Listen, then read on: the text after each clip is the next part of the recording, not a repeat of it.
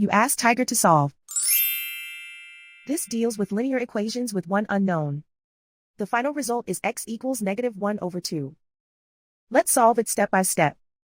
Group all x terms on the left side of the equation. Add x to both sides.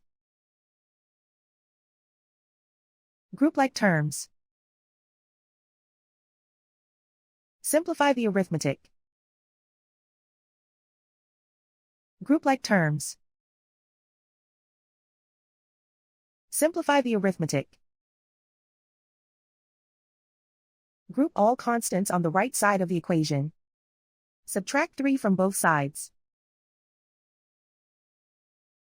Simplify the arithmetic.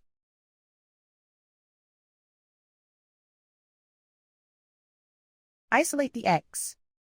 Divide both sides by 2.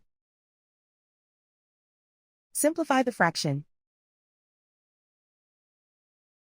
And so the final result is x equals -1/2.